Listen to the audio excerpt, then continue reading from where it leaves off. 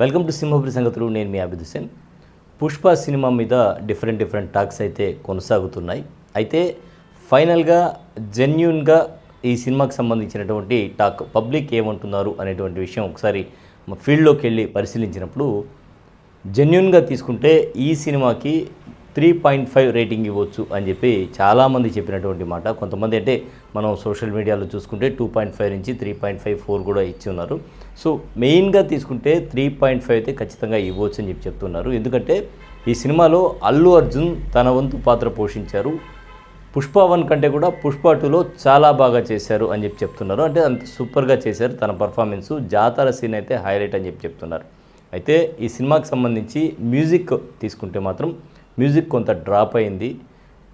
Background music అనేది dialogues కంటే కూడా ఎక్కువైపోయింది. దీనివల్ల అసలు డైలాగ్స్ ఏం చెప్తున్నారో ఏంటో అర్థం కావట్లేదు. అందులో చిత్తూరు లాంగ్వేజ్ వాళ్ళకే ఈ లాంగ్వేజ్ అర్థం కాని పరిస్థితి ఏర్పడింది.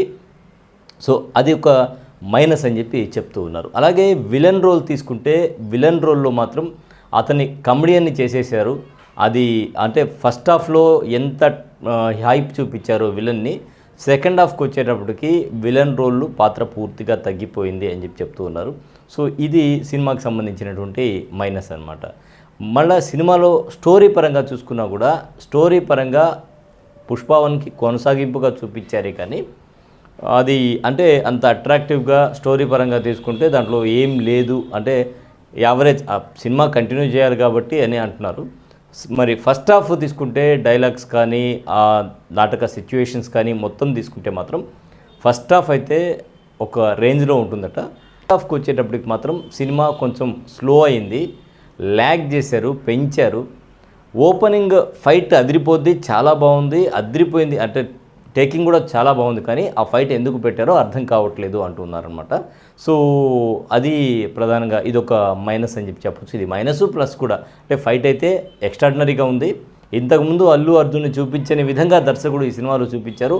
అంత ఎక్స్ట్రాడినరీగా ఉంది. ఈ సినిమా కూడా నేషనల్ అవార్డు ఇవ్వచ్చు, అంత బాగా అల్లు అర్జున్ పర్ఫార్మెన్స్. ఇక్కడ గుర్తుపెట్టుకోవాల్సింది ఏంటంటే సినిమా మొత్తం కూడా one man show Allu Arjun, అంతే. అల్లు అర్జున్ కోసం సినిమాకి వెళ్ళాలి, అల్లు అర్జున్ని చూడాలి, అల్లు అర్జున్ కోసం వచ్చేయాలి, అలా ఉందన్నమాట. ఇక పాటల విషయానికి వస్తే యాజ్ యూజువల్ పాటలు, డ్యాన్స్ అంతా చాలా బాగుంది, ఎక్సలెంట్. అది ప్లస్.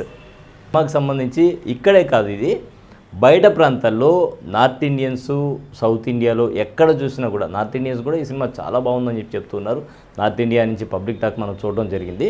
అయితే ఈ సినిమాకి టికెట్ రేట్లు ఏదైతే పెంచారో దీనివల్ల చాలా వరకు కొన్ని థియేటర్లు ఖాళీగా కనిపించాయి. కొన్ని థియేటర్లు